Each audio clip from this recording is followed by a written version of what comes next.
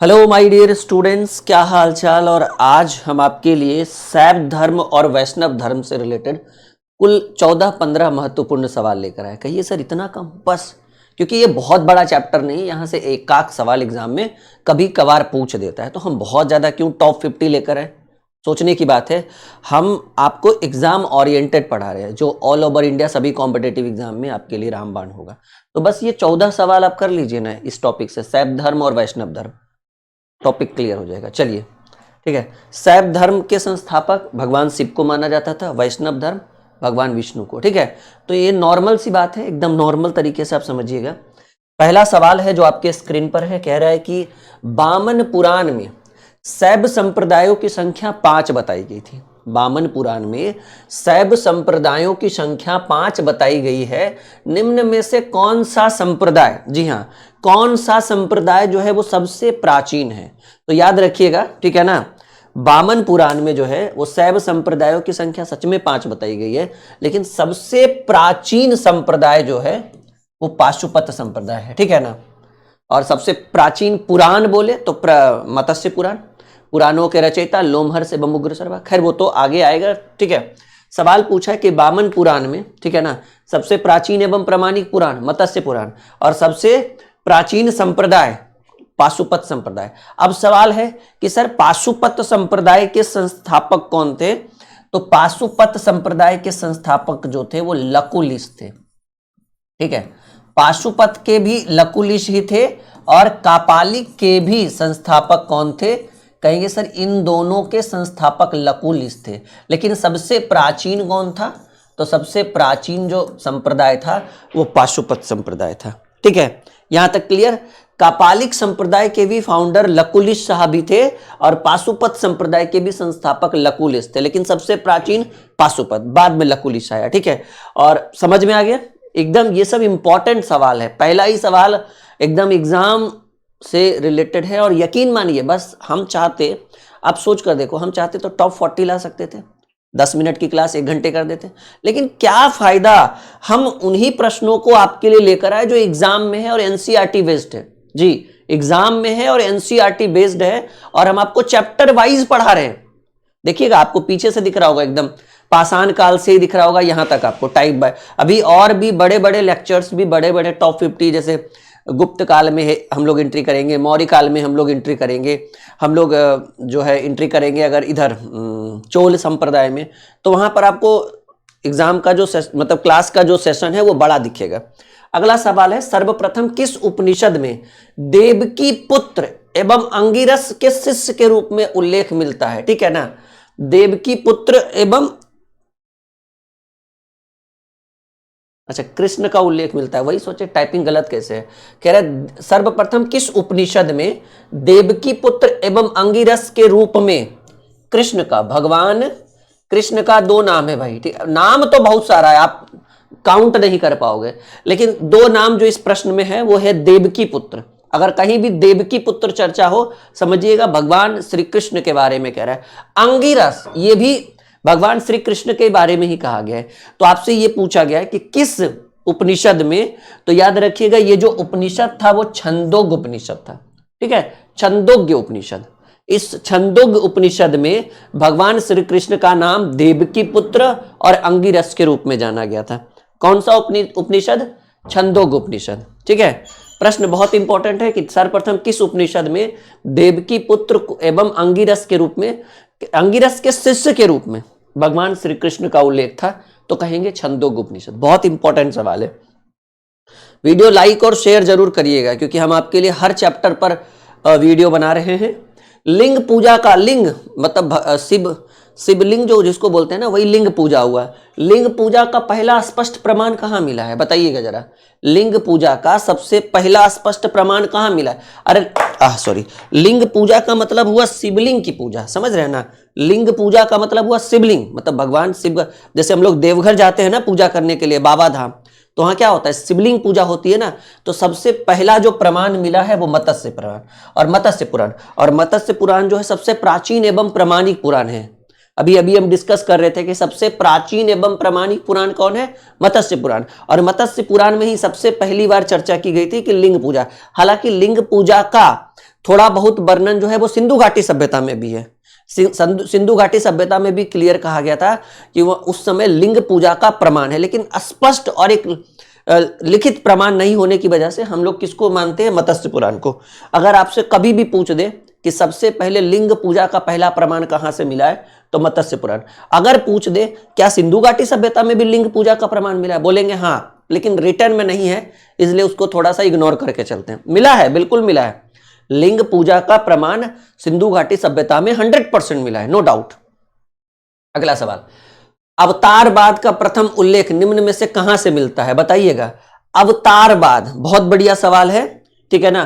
तो याद रखिएगा कि वैसे अवतारवाद का प्रथम उल्लेख जो है ना वो सर्वप्रथम वेदों में है, ठीक है, वेदों में। और वेद कहां से होगा, तो वेद में आएगा आपका भागवत गीता में, ठीक है ना। ये भी बहुत बढ़िया सवाल है कि अवतारवाद का प्रथम उल्लेख निम्न में से कहां मिला है, तो कहेंगे सर वेदों में। वेदों में कौन सा वेद, तो कहेंगे भगवत गीता में, ठीक है ना।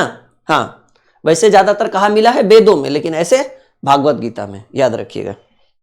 वेद कितने, 4 वेद। पहला ऋग्वेद, दूसरा सामवेद, तीसरा यजुर्वेद,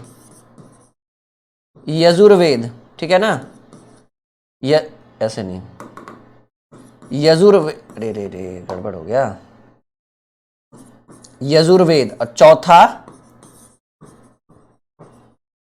अथर्ववेद, ठीक है ना। तो वेदों की संख्या 4, सबसे पहला और प्राचीन ऋग्वेद। तो सीधे सीधे याद रखिए ना, पूछेगा कि अवतारवाद का पहला उल्लेख निम्न में से कहां से मिला है, तो कह देंगे भागवत गीता से मिला है, ठीक है। और ऐसे नॉर्मली वेदों में मिला है इसका उल्लेख, ठीक है ना। अगला सवाल है, कृष्ण का प्रारंभिक नाम वासुदेव। कृष्ण के इतने नाम है कि आप कभी सोच भी नहीं सकते हो, कन कन में भगवान है भाई। कभी वृंदा और मथुरा बन जाइए, ठीक है, वृंदावन और मथुरा जाइए, कभी आने का मन नहीं करेगा आपको, ठीक है। कह रहे हैं कि कृष्ण का प्रारंभिक नाम वासुदेव किस समय प्रचलन में आया था, तो याद रखिएगा कि ये जो काल था वो काल था पाणिनि काल। और कहिएगा सर पाणिनि काल जो है ये कब कहा गया है, तो कहेंगे चौथी शताब्दी ईसा पूर्व को, ठीक है ना, ईसा पूर्व को, ठीक है। यानी 400 BC को ही हम लोग क्या कहते हैं, पाणिनि काल। तो सवाल कह रहा है कृष्ण का प्रारंभिक नाम जो था वो वासुदेव था, वो किस समय प्रचलन में आया, तो हम कहेंगे पाणिनि काल। पाणिनि काल कब हुआ, कहेंगे सर चौथी शताब्दी ईसा पूर्व को ही हम पाणिनि काल कहते हैं, यानी 400 BC से पहले की घटना, यानी 300 से 400 BC, 300 से 400 ईसा पूर्व की जो घटना है वो पाणिनि काल में आएगा, ठीक है। आगे बढ़ते हैं, किस विदेशी दूत ने अपने को भागवत घोषित किया था। हेलियोडोरस ने कहा था कि हम अपने आप को क्या करते हैं, भागवत घोषित करते हैं। सवाल है किस विदेशी दूत ने अपने आप को भागवत घोषित किया, तो आंसर करिएगा हेलियोडोरस। क्या आंसर करिएगा, हेलियोडोरस। अगले प्रश्न की बात करें, निम्न में से कौन अलवार संत नहीं था, तो याद रखिएगा कि ये जो तिरुंग ज्ञान ये एक अलवार संत नहीं थे। क्या थे भाई, अलवार संत नहीं थे, ठीक है ना। ये एक शैव संत थे। कैसे थे, 7वीं शताब्दी में ये एक कैसे थे, तो कहेंगे सर ये एक शैव संत थे। कैसे संत थे, शैव संत थे, अलवार संत नहीं थे। तिरुंग ज्ञान, ठीक है, समझ में आ रहा है, प्रसिद्ध शैव संत थे ये, 7वीं शताब्दी में एक प्रसिद्ध शैव संत थे। अगला, अर्धनारेश्वर मूर्ति में आधा शिव तथा आधा पार्वती का प्रतीक है, किस चीज का प्रतीक है, बताइएगा जरा, ठीक है ना। बहुत बढ़िया प्रश्न है। कह रहा है सवाल कि अर्धनारीश्वर जो हुआ था उसमें मूर्ति में आधा शिव और आधा पार्वती का प्रतीक क्या है, तो वो प्रतीक है देव और उसकी शक्ति का यज्ञ का प्रतीक है। ये जब अर्धनारीश्वर का जो प्रतीक है वो देव और उसकी शक्ति का यज्ञ का प्रतीक है, इसलिए कहा गया है कि अर्धनारीश्वर मूर्ति में आधा शिव और आधा पार्वती का प्रतीक जो है वो देव और उसकी शक्ति का यज्ञ का प्रतीक है। और बड़ा इंपॉर्टेंट क्वेश्चन है, एग्जाम ओरिएंटेड क्वेश्चन है, कॉपी में जरूर नोट करिएगा। अगला प्रश्न कहेंगे नैनार कौन थे, तो नैनार ये भी बहुत बढ़िया सवाल है। कहेंगे सर ये सब शैव धर्मानुयायी थे, ठीक है, शैव धर्म के अनुयायी थे, इसलिए इनको कहा गया शैव धर्मानुयायी। नैनार, ये लोग संत थे, ठीक है ना, शैव धर्म से रिलेटेड ये लोग संत थे। धर्मानुयायी मतलब क्या हुआ, संत हो गया, ठीक है। नैनार संत, अलवार संत, ये सब बहुत फेमस थे उस समय। भागवत धर्म के प्रवर्तक कौन थे बताइए? भागवत धर्म के प्रवर्तक, ठीक है, शैव धर्म के प्रवर्तक जो थे वो भगवान शिव थे। शैव धर्म में भगवान शिव की पूजा होती थी। भागवत धर्म कहिए या वैष्णव धर्म कहिए, भगवान विष्णु कृष्ण एक ही है ना सब, हाँ, कृष्ण की पूजा होती थी, ठीक है। अगला, प्राचीन भारत के किस विश्वोत्पत्ति विषयक धारणाओं के अनुसार 4 युगों के चक्र का क्रम इस प्रकार चला? मतलब आपको ये बताने कि पहले कौन सा युग आया, फिर कौन सा युग आया, फिर कौन सा युग आया, तो याद रखिएगा, ठीक है ना। अभी हम लोग कौन से युग में हैं? हम लोग अभी कलियुग में हैं। कौन सा युग? कलियुग चल रहा है। तो देखिए, ये आपका उत्तर होगा सी। पहले कृत युग आया था, फिर त्रेता युग आया था, भगवान लोग सब त्रेता युग में थे, फिर द्वापर युग में, जिसमें शायद भगवान कृष्ण को द्वापर युग में माना जाता था, और सबसे अंतिम में कौन सा युग आया था? कली युग, जो अभी हम लोग चल रहा है। अभी हम लोग कहाँ हैं? हम लोग यहाँ हैं कली युग में, ठीक है। तो पहले कृत, त्रेता, द्वापर और फिर लास्ट में कली युग, ठीक है। अगला, वेशनगर अभिलेख का हेलियोडोरस कहाँ का निवासी था? वेशनगर अभिलेख का जो हेलियोडोरस था, तो याद रखिएगा सर, हेलियोडोरस जो था ना वो तक्षशिला का निवासी था। वेशनगर अभिलेख का जो हेलियोडोरस था वो कहाँ का निवासी था? वो तक्षशिला से आया था। अभी तक्षशिला पाकिस्तान में है। भागवत धर्म तथा वासुदेव की पूजा का सर्वप्रथम उल्लेख कहाँ से मिलता है बताइएगा जरा, ठीक है ना। तो कहेंगे सर, भागवत धर्म तथा वासुदेव की पूजा का सर्वप्रथम उल्लेख जो है ना वो पाणिनि के अष्टाध्यायी के लेखक कौन थे? पाणिनि। और पाणिनि में ही ये क्लियर किया, क्योंकि वो पाणिनि युग से थे, और क्लियर है कि वहां भागवत धर्म तथा वासुदेव, ठीक है ना, भगवान श्री कृष्ण की पूजा होती थी। पाणिनि के अष्टाध्यायी में इसका वर्णन है।